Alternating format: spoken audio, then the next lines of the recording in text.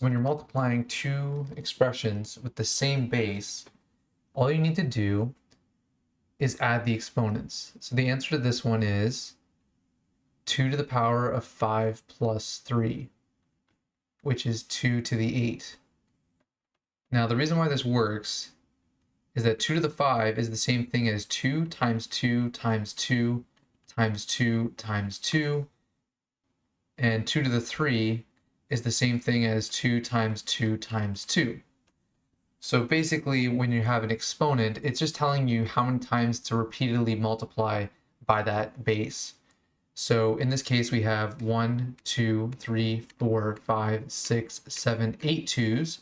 So that makes sense that it'd be 2 to the power of 8 as the final answer. Next example, same idea. We're going to add the exponents.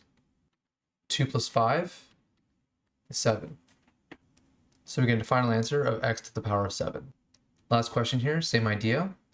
Now remember, when you're adding a negative number, it's the same thing as subtracting.